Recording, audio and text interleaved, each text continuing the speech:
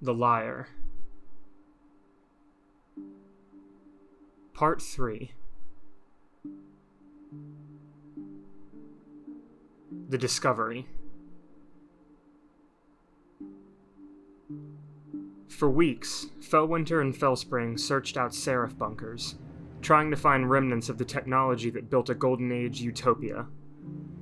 One night, they camped in a Seraph bunker and spent hours poring over transcripts of old code.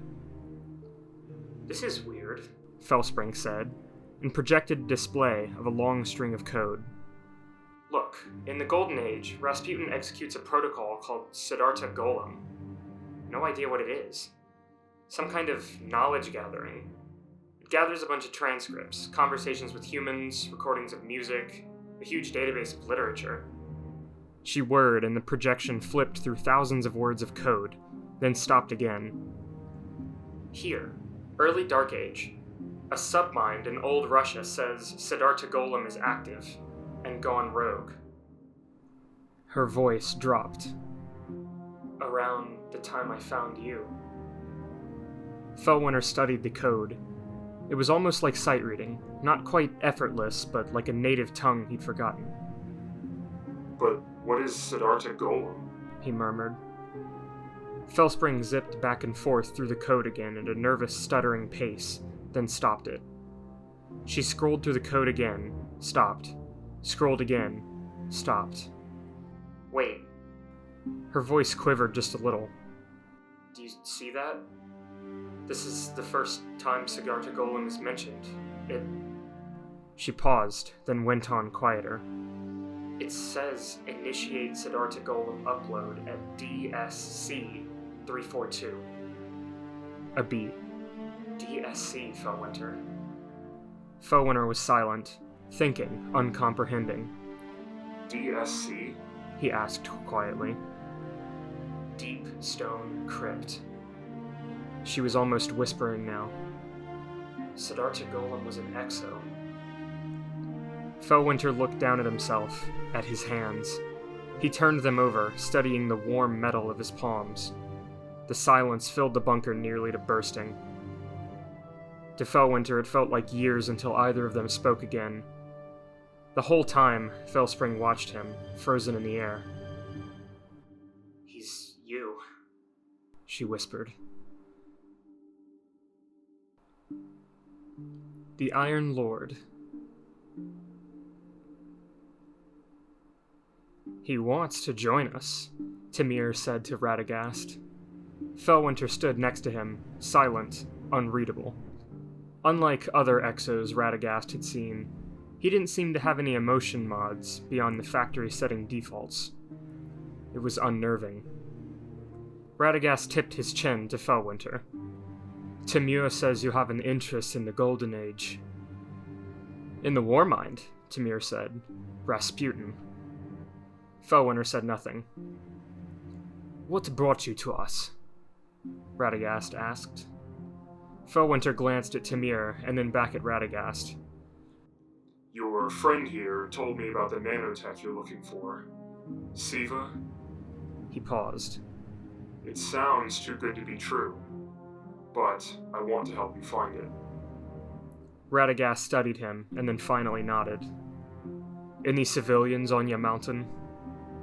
"A little settlement at the bottom."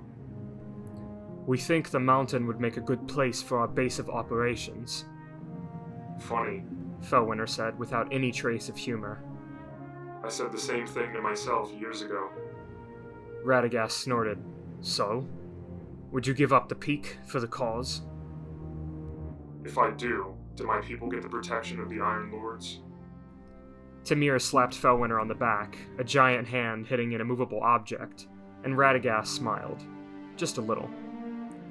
"Let me take you to Saladin," he said. "He'll tell you about the city." The Lure. Felwinter and Felspring did most of their searching alone. It was easier that way. Better that the others didn't see how the Seraph bunkers reacted to him. Better for everyone. In a bunker on the outskirts of the Cosmodrome in old Russia, Felwinter browsed through maps of old, deactivated Golden Age facilities, looking for anywhere that might have housed SIVA or SIVA-related research. At the same time, Felspring decrypted and searched old command records for signs of SIVA. By now, they moved like clockwork. It was almost unconscious. Hey, Felwinter said. Got anything on Site 6? Give me the coordinates, Felspring said. I'll look. After a moment, she displayed a section of code for Felwinter to see. Research Center, she said. There was a note of hope in her voice. Containment facility for something called Amphion Lyre. Do you think... I feel pretty damn sure, Felwinter said quietly. They looked at the screen of the console, where a little red light blinked on a map next to the words, Site 6. Come on, Felwinter said. We have to tell the others. He committed the map to memory and turned to go, but Felspring zipped in front of him. Wait, she said. Wait a second. Wasn't this kind of too easy? Felwinter looked around. We've been here for hours, he said. And we've been searching for years. Sure, Felspring said. But not as long as it took to find Siddhartha Golem. Not as long as it took to get away from him. Compared to all that, this was... too good to be true. Felwinter said nothing, and she went on, close to pleading. After everything, why would he do this? Why would he just drop this in your lab? He didn't, Felwinter said. We found it. Felspring didn't scare easily, but she sounded scared. He let us find it, Felwinter. I'm almost positive. Felwinter shook his head. No, we found it. He looked at his ghost. If anybody can get Rasputin to cooperate with the Iron Lords, it's us. We know him better than anyone. He paused. I know him better than anyone. He lowered his voice. This is it, Felspring. This could change everything. The little red dot on the map blinked steadily, like a beacon. They were still as they looked at each other, waiting. There was no real disagreement here. After all those years together, her doubts were his doubts, and his certainty was her certainty, whether they liked it or not. Sometimes I wish we'd just stayed up on that mountain, Felspring said finally. Alone. Me too, said Felwinter, turning for the door. But we didn't. The mistake. Site 6 is locked down, Lord Saladin said. We have no idea what kind of security measures are in place. He leaned back in his seat at the grand wooden table of the Iron Temple. Golden Age tech is durable. We might be walking into a trap set centuries ago. Felwinter stood nearby, arms crossed. I've infiltrated Golden Age facilities before. Hasn't been a problem. The mortar has barely dried in our city walls, Saladin said. We've driven the warlords back, but they are watching. This may not be the time for risk. Leaning with his elbow on the table, Tamir looked between them. Besides, what about the Warmind? My understanding is that Siva is under its protection. Perhaps it won't take kindly to thieves. We're not stealing anything, Felwinter said. And I think I can communicate with Rasputin. It's a computer, Lady Yolder said. It'll do what it's programmed to do, no matter how clever your arguments are. Rasputin's primary directive is to protect humanity. He'll listen. Tamir said, smiling a little. So personal. Felwinter looked at him, and then back at Saladin. With Siva, we could build more cities. We could help more people.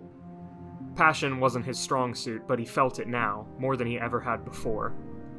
We could create a new Golden Age. He's right, Scory said. We need a new way to give back.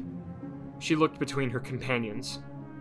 When you go to replant a forest, you don't stop after 1 or 2 saplings. The Iron Lords fell quiet. Yolder was frowning, but frowning meant thinking. Silumar looked worried. Radagast and Tamir were on his side, Felwinter knew. But the Iron Lords never did anything without consensus. The Golden Age isn't coming back, Saladin said finally. But you're right. Siva could change the lives of the people in the city. He leaned forward. It feels like a worthy risk. The others murmured among themselves, considering. Perrin spoke among the chatter. Well, why not? We don't want people thinking the Iron Lords have retired, after all. And that is where Felwinter's story ends, as well as the story of many unfortunate Iron Lords who stormed Rasputin's Site 6 bunker. Inside, they found Siva, but Rasputin weaponized it, and wielded it against them like a weapon, killing many, including his golem.